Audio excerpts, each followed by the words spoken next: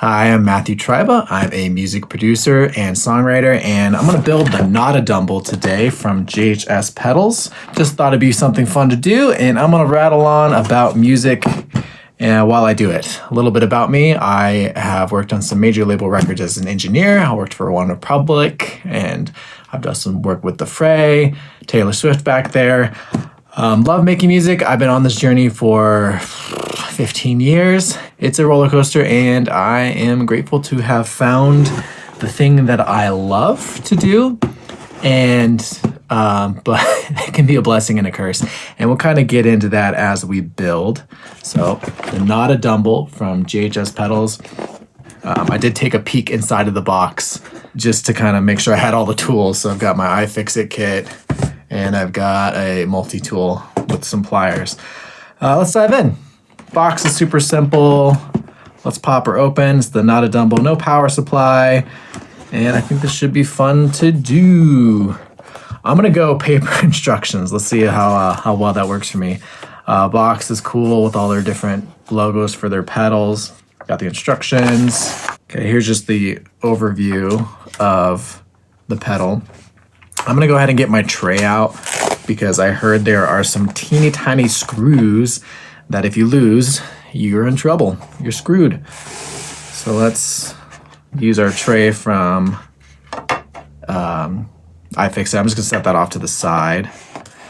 And here's our multi-parts box. Oh, that's fun. You get a little pin with it too. That's pretty cool. Here's the goop. Oh, nice little stands. We'll do the goop. That's a Dumble thing where you put the goop because he had to try to hide his circuits because people were recreating them. Dumble amps for these really expensive guitar amplifiers I'm not sure if he still makes them or if he's still around. But they're highly, highly sought after boutique guitar amplifiers. They can cost tens of thousands, I guess apparently even hundreds of thousands of dollars, which is just crazy. So this is capturing a little bit of that spirit in a box that you can step on. All right, I think I got everything. Stickers, discount code. All right, we're gonna set the box off to the side. Might use it to hold some parts too. So here's on the PCB board. I'll have it hold the case, the housing. Looks nice, pretty sturdy. So set the housing aside with the foam. All right, let's dig into the instructions. We can set the goop aside. That's a fun little last step. I'm gonna set the knobs aside. Yeah, there are tiny screws in there. Let's get those screws out. So a little bit about me. I fell in love with music in like 3rd, 4th grade. We're really even younger than that. I used to watch the original Fantasia. Carefully pour out these screws into here. Let's just stick you guys in the corner. Ba-doop, ba-doop. All right, nothing else in there. It's good to have light. All right, we'll set this bag aside. I used to watch Fantasia and just kind of like conduct along. I was lucky enough that my parents used to take me to the symphony as a kid, so I fell in love with that. And then I grew up playing the flute. I took private lessons for 9 years. So also lucky that my parents were able to do that for me. I played in the school band too, like very early on, but then I really quickly just did private lessons. Played in the Colorado Youth Symphony Orchestra. Let's kind of sort these a little bit. You know what? Let's use our little pliers that come with the iFixit kit. It'll be easier to sort that way. I played in the Colorado Youth Symphony Orchestra in high school. And I enjoyed playing the flute. I had a natural knack for it, but therein came the first lesson in music is that because I kind of had a natural gift for the flute, I didn't practice as much as I should have. I did practice, but I definitely could have practiced with a lot more intention and discipline. All right, so, and then we got these little screws here. All right, we'll set that off to the side carefully. I'm gonna open up the PCB board. A little bit of noise here. All right, pretty cool. So because I didn't practice with as much intention as I should have, I hit a plateau. And I really think that natural talent gets you to high school, and anything above that, if you want to do anything professionally, you gotta be disciplined and you gotta work. But I still really enjoyed playing the flute. I did practice a lot my senior year preparing for my senior recital. That was a lot of work. And then in high school, I started playing guitar, learning to sing. It was definitely the opposite with singing. I was naturally not gifted at all. And I had to really, really work at it. It's taken years and years and years to get better and better at singing. And I feel like even just now at 37 years old, I'm starting to make some breakthroughs in my voice. That's been my journey for singing. Other people go faster. I got into music production in high school or college, freshman year of college. I was in an a cappella group, and let's see if I can orient this the way they have it. It's like this. We're just gonna snap it in half. Feels scary, but I heard these are tough. All right, that wasn't so bad. This was in the early 2000s. I didn't really know that you could record music because it was just a little bit less accessible then. All right, snap off the side here. They have it going down. That was fun. All right, set that off to the side. Just gonna throw those on the floor. I think those are garbage. Don't throw away the wrenches. And then we're just doing the bottom. Looks like they did the side too. I think we just have a bunch of extra stuff. So I was in an a cappella group called the DU Idiosyncrasies. I went to the University of Denver. And we went and recorded a cover of Michael Jackson's Thriller at a studio here in Denver. And that was the first exposure I ever had to that. And which was cool. It was interesting to see. I had no idea what the guy was doing. And, okay, take off all these other ones. Don't throw away the wrenches.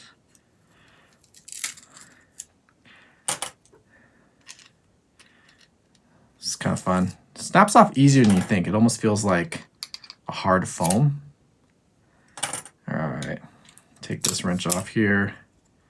We can leave that little nub on it. It's fine. And then what happened is we finished recording the song, but I left my dorm key in the studio on accident. It slipped out of my pocket. The fateful dorm key. And more trash. Got that cleaned up. We're gonna set you down. Have my little wrenches. And so I had to go back to the studio to see about, those are fun, getting my dorm key back. And I think that kind of changed the course of my life. I was in college as a biology major doing pre-med, which I ended up finishing, took the MCAT after college, but I ended up going into music.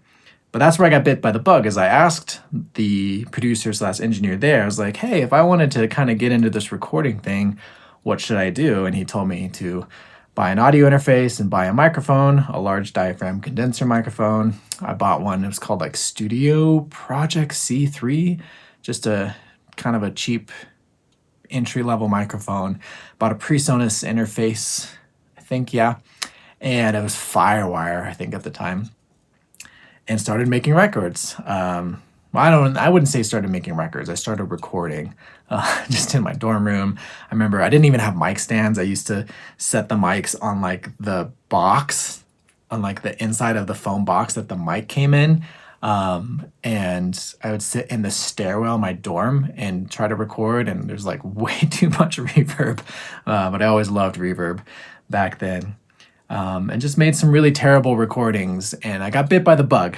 They were terrible, terrible, terrible, and then slowly they became less terrible over time. Okay, next step. Don't throw away the wrenches. Oh, we're just gonna get right on into it. We're gonna put stuff right into the casing. So we're gonna flip this over. Got the orientation right. I think I need to nudge the other LED up a little bit. Straighten her out. So I started making recordings in my dorm room. I don't think I was a very good roommate. Actually, I know I wasn't a very good roommate at the time because I would just play guitar too loud, noodle. I would noodle a lot too. Again, the practicing thing, I still hadn't yet learned to practice effectively. And so I think I really annoyed my roommates. And I'm sorry to all of you. I just made your sophomore year especially a little less enjoyable. All right, we need the washers. I'm holding it from the back here. Oops.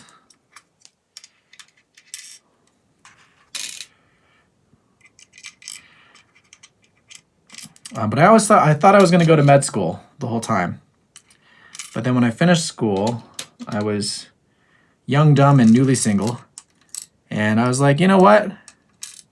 Let's frickin' go for it. If I'm going to do music, now's the time. And I was working in a restaurant, and I paid off all of my student loans, which took a lot of work and a lot of discipline. Because I was like, if I'm going to go into music, I need to not be burdened by student loans, which is a big reason why I don't really suggest anybody go to music school or production school unless they get a very significant scholarship or don't have any problem paying for it. Or at least keep in mind that you don't want to have to be paying an exorbitant amount of student loans every month. You know, you could be paying almost a mortgage payment every month on student loans. It's going to be really hard to have the freedom and flexibility you need to be a musician because, like, you know, you kind of need to be a little, we use the number 10 side. You need the freedom to be poor in a way. I'm not going to over tighten these, just get them a little tight. If you have a $2,000 or $1,200 or even $600 student loan payment every month, it's going to be hard to have that flexibility. You're going to have to just go get a normal job, which is okay. You can still do music if you have a regular job. That also buys you freedom to work on whatever music you want, which is nice. Doo-ba-doo, doo-doo-doo. Oop. That felt like, is anything slipping? I think we're okay. Yeah, there we go. All right. Got the knobs on. That really wasn't too hard. Set this over here. And then while I was there, I was working in a restaurant and I happened to meet the drummer of One Republic. This whole time I had been recording in my basement. Which way do they have? Hold on, I gotta look at these instructions. Which way do they have the teeth going? Don't think it matters. If I had to guess, it's this way. So I've been recording in my basement and becoming, I need that big washer, more proficient at it.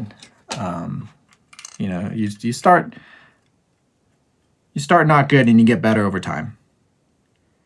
And now we need the bigger nut. Wow, this is going to go a lot faster than I thought. And then I was fortunate enough to meet the drummer of One Republic. His name is Eddie Fisher. And we kind of just met randomly. I was serving a table and I was closing for the night. Me and another guy, Jeff. And we were pooling tips for the night, which is when you share tips. You kind of going in business together for the night. And him and I were pooling tips. Hold on, I gotta stop. I can't do two things at once, as you probably have realized. And it was this girl's birthday. We all were kind of just like getting along, getting chummy. And she was like, oh, okay, see, we tighten later. That's what I was looking for. She was like, come hang out at this bar with us afterwards. I was like, okay. And that's where I met Eddie. Kind of randomly, really. I just went up to him and I said, you look like a musician. That's the exact words I said. And he said, yeah. And I said, you in a band? He said, yeah, One Republic. And I said, oh, wow, that's amazing. And then I happen to have, if you're into music production, there's this thing called an iLock. It's, here, I have it right here.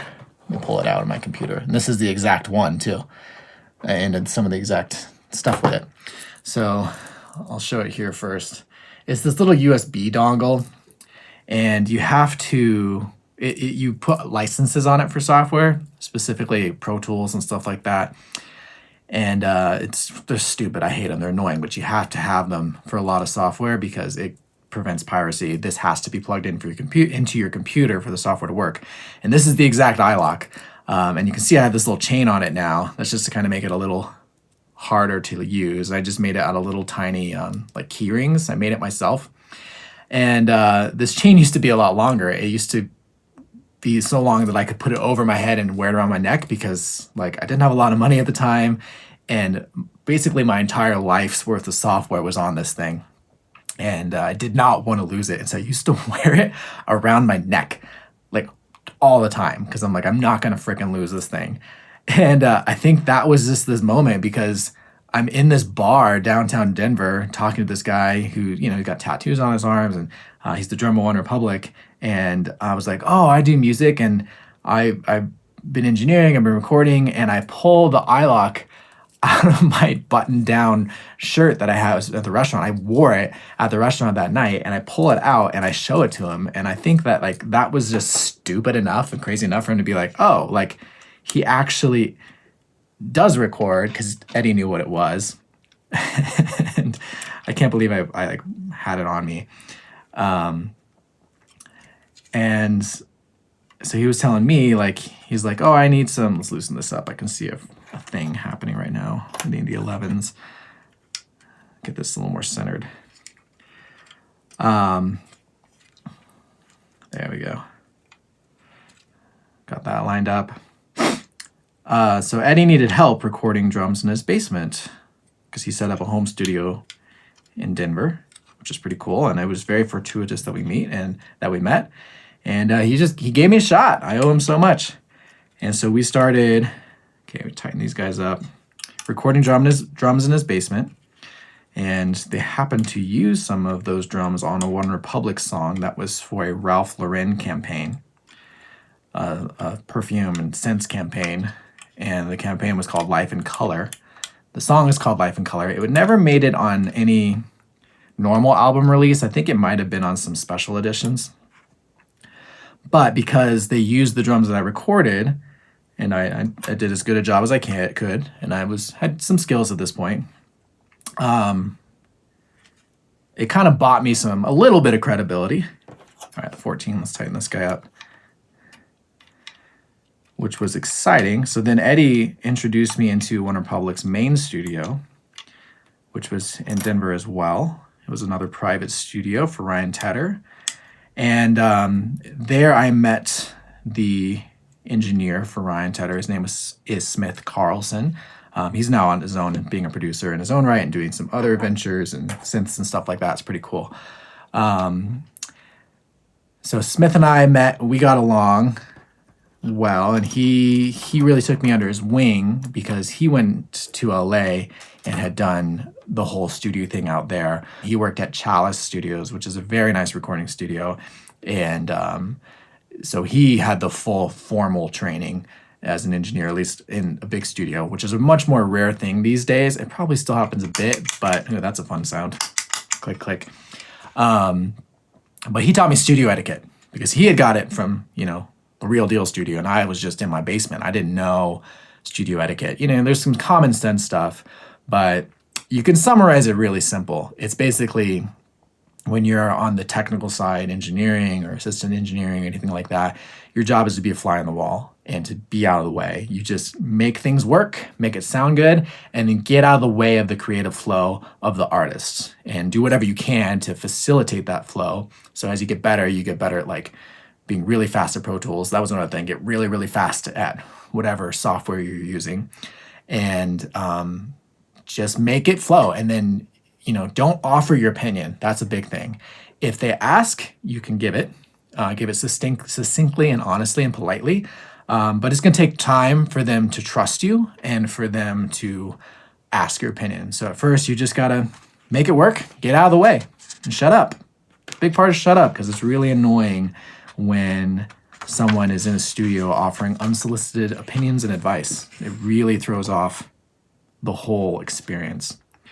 All right, let's connect these guys. So it looks like we fold it like this, and then we're gonna snap her in. Oh, that was nice and satisfying. Make sure that cable's fully in. Cool. Nice little guy there. And they needed some more help recording. And I basically just gave myself an internship. I asked Smith, I'm like, hey, can I just show up and clean, organize? Every studio has the room where the years and years and years worth of gear and cables and nonsense have ended up, and just drawers of crap and tangled up cables. And I was like, all right, this is my job. I'm just going to show up and organize the stuff and clean it. I did that. And that, it buys trust. And then slowly you get to start working on things. I started working at night for the bassist / cellist in One Republic, Brent Kutzel, and for their other producer, Noel Zancanella. And then just got to work on Native, that album. And then Smith ended up going out on his own as a producer. So then I started working full time for Ryan Tedder. All right, let's see. We're on knob time. Flip it over. Rotate potentiometers fully counterclockwise, so to the left. These feel good. I was technically engineering for Ryan Tedder, and there he was working on a lot of other really great records because he is quite the music mogul in his own right. And so I was very lucky to work on. That's where I got to work on Taylor Swift, Ariana Grande, Maroon 5. It was also through that studio I met The Fray, started working with Joe King on his personal records. Just got to work on a lot of records. It was great. I was incredibly lucky, but I worked hard, grew a lot. Let's do these knobs. Place the knobs. Dials at 7 o'clock. Yeah, so I got to work on a lot of amazing records. And then it was about 2016 or so. Ryan Tedder moved to LA. I was still in Denver, so it was time for me to go off on my own. He gave me some really helpful input. He took a listen to some of my music. Then I started producing artists on my own. This is 2016, so this is 9 years ago. It's 2025 right now. All right, let me see. Oop, you know what? I just put away that flathead and I want her back. I want you back. All right, gotcha. And I've just been growing and getting better and better and better. I'm really big on craft. I'm really big on practicing now, especially in the last few years. Really, really trying to hone in on practicing guitar, vocals, and piano. I've actually had to put in order. I would say vocals first, then piano, then guitar, because I've been playing guitar for a while now. Flute, unfortunately, is on the back burner. But I love singing. I want to become a better singer. It helps me produce artists because I know what it's like to be behind a mic. I can, I know what it's like to try to attack a song, all that stuff. Oh, flip this over. Let's focus, Matt. All right, so back onto the 0. It's fully clockwise, and then I think we're just gonna, and then tighten them up. Yeah, the music is a journey. I feel pretty good.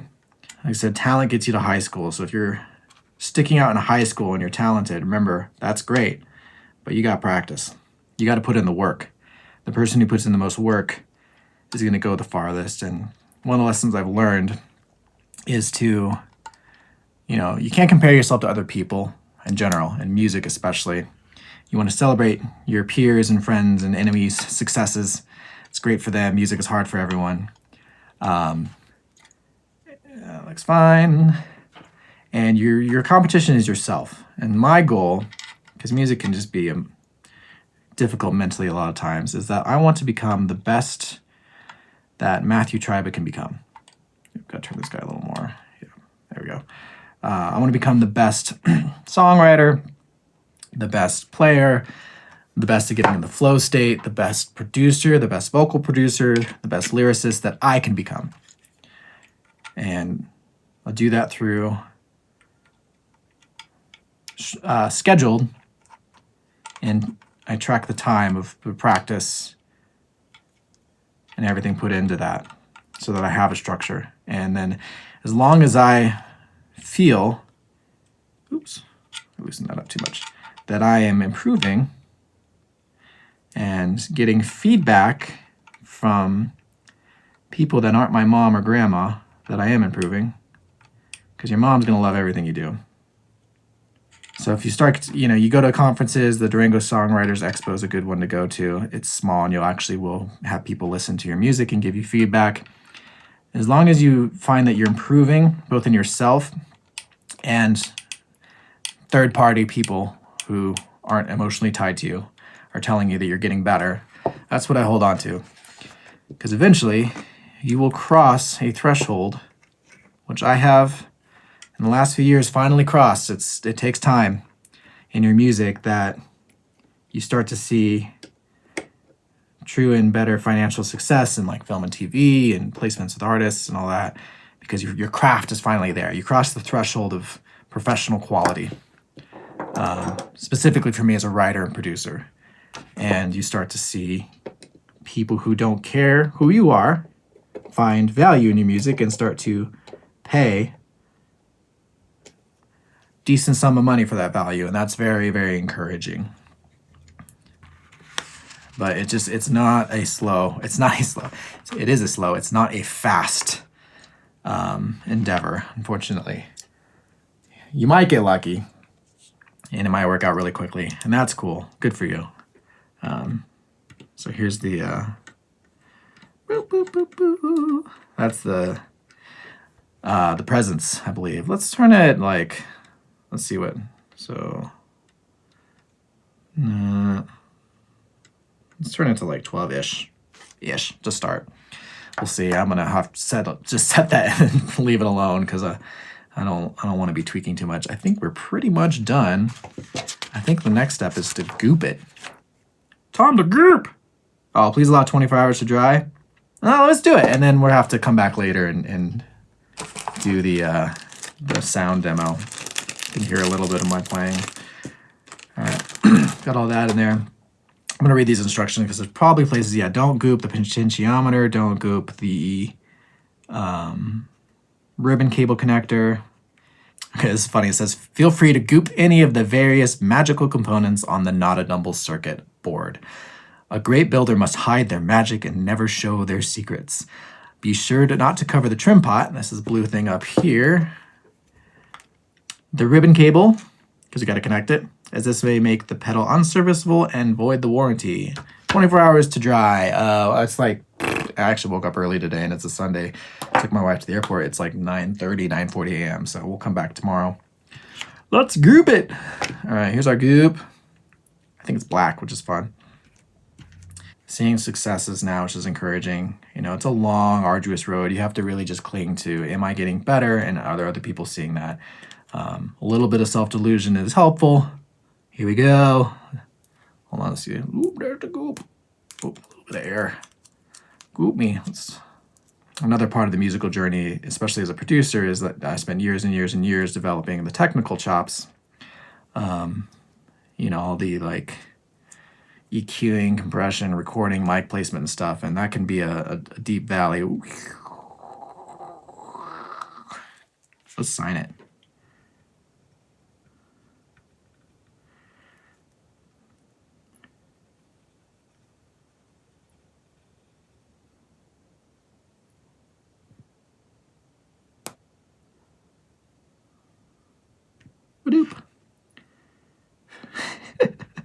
I use a little @ sign in my signature. Something I came up with in freshman year of high school. It's probably really stupid to kids now, but it felt clever in 2004, 2003, 2004. Bloop, bloop, bloop, bloop, bloop, bloop, bloop, bloop, bloop, bloop, bloop, bloop, bloop. Gooping. But you can kind of get lost in the valley of the technical. Let's put a little heart on it. Bloop. Oh, this is going to be a peach. Let's expand it. That's where you make the pedal yours. This is fun. Wow. Don't tell my wife my heart's skills. I mean, she knows. She's seen me like write cards and stuff. That looks more like a diamond, but we're going to go with that. Let's put a smiley face over here. Boop, boop, boop. It took me years to master the technical and then get back to just making it feel good. And so if you're on that journey, have feel good be your North Star. Because our job is not to sell musically organized sounds. I think AI is starting to make it musically organized. patterns of sounds, which whatever, that can find its use somewhere. Our job is to communicate emotion. And our job isn't necessarily to make things sound good, it's to communicate emotion.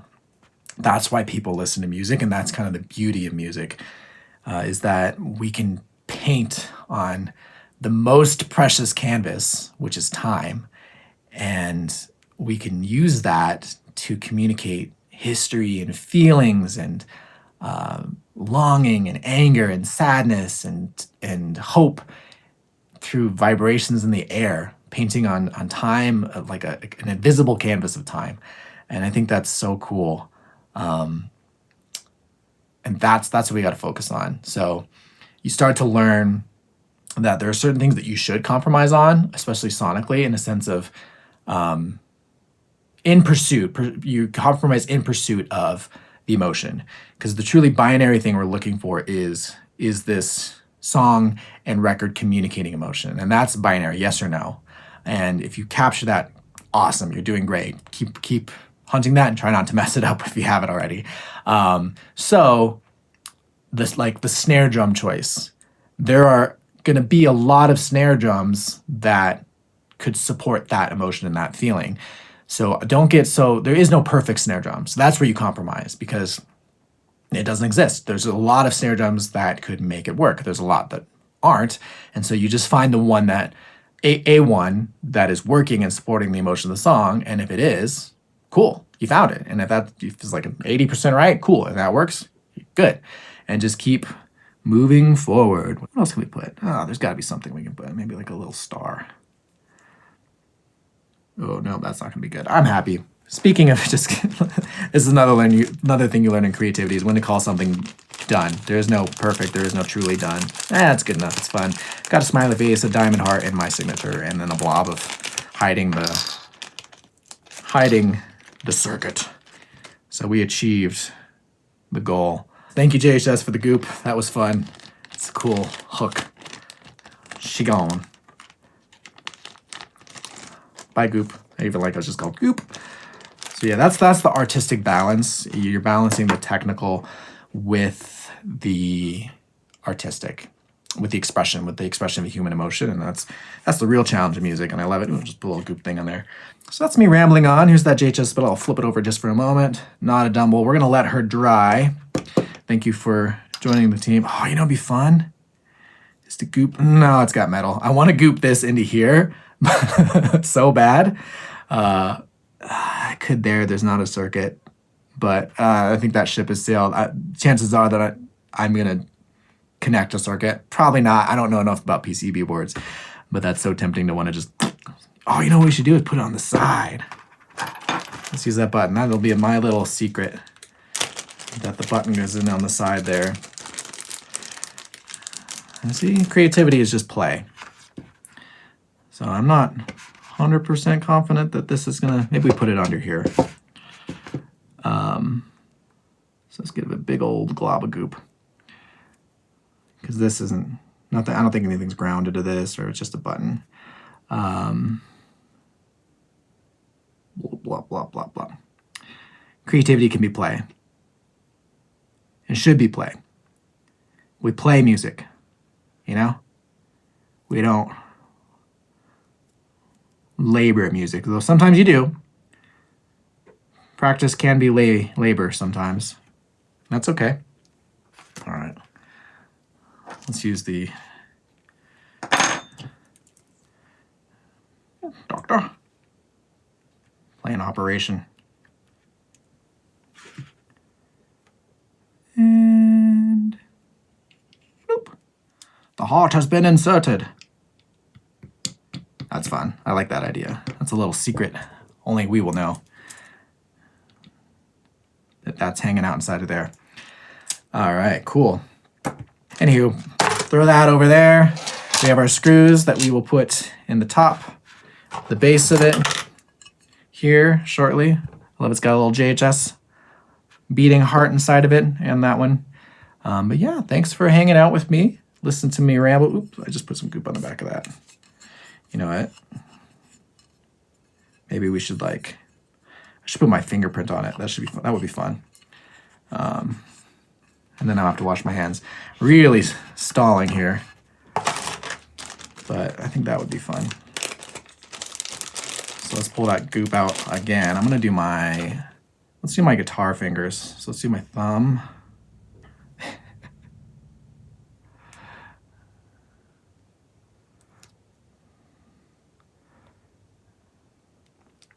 I guess we're gonna do all of them. This could be a terrible idea. I'm going off the rails here. Do not suggest this. I may be staining my fingers. We'll see. All right, let's touch there. Oh, I'm not really optimistic that this is gonna work very well, but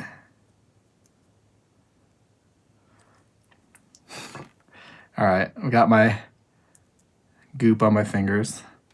Let's do like thumb,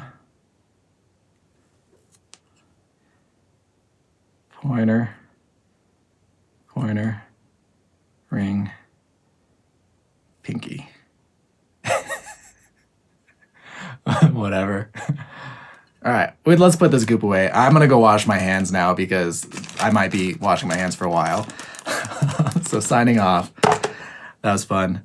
You know what, let's get the thumbnail shot. Yeah, all right. Need to make some shocked. Oop, I just stuck my finger in the back of it. I'm making so much. Goop is everywhere. All right, let's put this down. Let's get away. So long, everybody. Thumbnail achieved. Content created. Hasta luego. We're gonna do one more fingerprint. All right, here we go.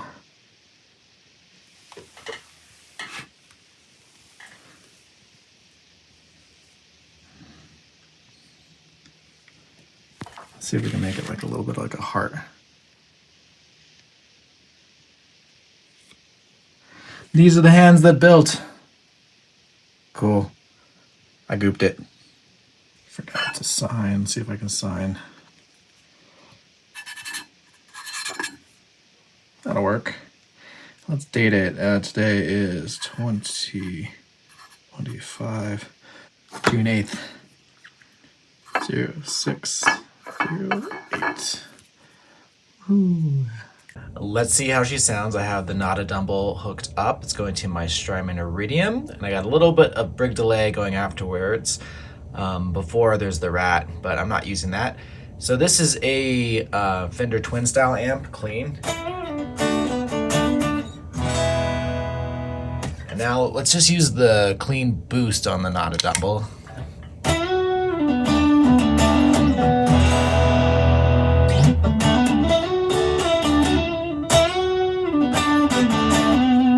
Sounds pretty freaking sweet. I'm just playing my Strat on the net pickup. Let's go to the distortion.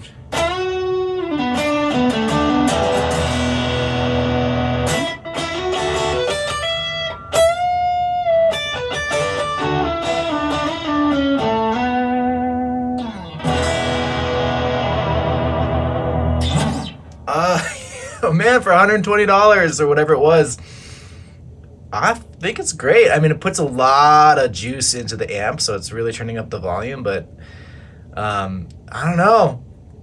Makes me feel like John Mayer.